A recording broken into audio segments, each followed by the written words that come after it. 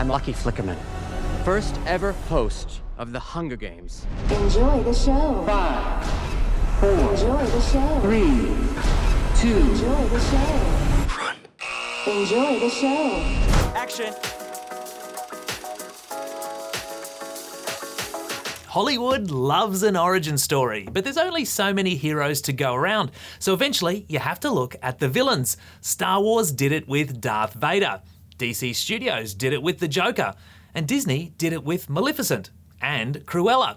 But no one has ever done it better than Francis Ford Coppola with The Godfather Part 2. Grazie. Now let's be clear, The Hunger Games, The Ballad of Songbirds and Snakes is no Godfather Part 2.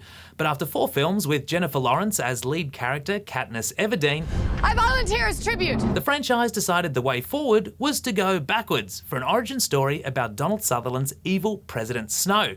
When the franchise came to a close in 2015 with Hunger Games Mockingjay Part 2, you could be forgiven for thinking we didn't need any more.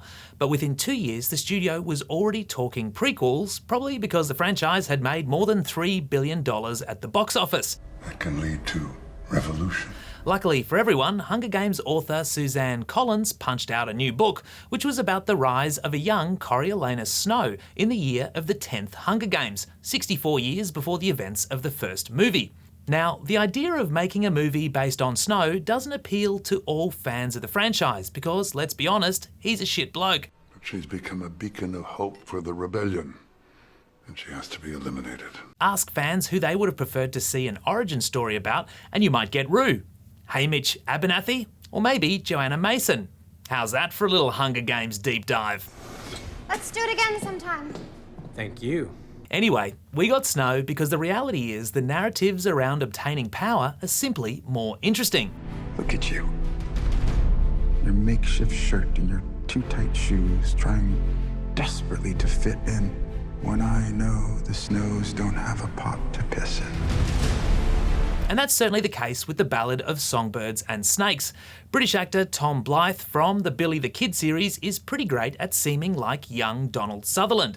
And we find him in this movie as an academy student dealing with his family's fall from grace and a headmaster played by Peter Dinklage who hates his guts. It's the sound of snow falling. When he's asked to mentor a tribute in the latest instalment of The Hunger Games, he sees an opportunity to make sure Snow lands on top. But things don't go to plan when said tribute turns out to be the beautiful and musical Lucy Gray Baird, played by West Side Story star Rachel Zegler.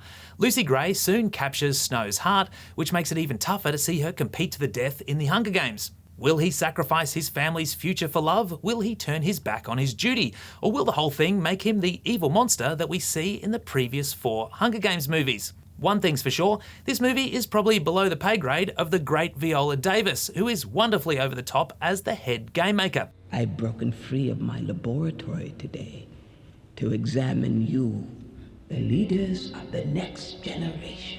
With a sneaky good performance from Jason Schwartzman, who plays the dad of Stanley Tucci's character in the previous movies, The Ballad of Songbirds and Snakes is a rare prequel that is arguably better than the originals. This dystopian tale is dark in tone and much more nuanced in its plot, which has a lot to do with co-writer Michael Arndt, who penned Toy Story 3, a classic, and won an Oscar for Little Miss Sunshine.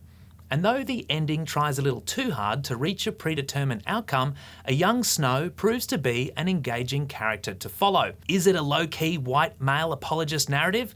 Yes, it is, but is it much better than anyone would have predicted?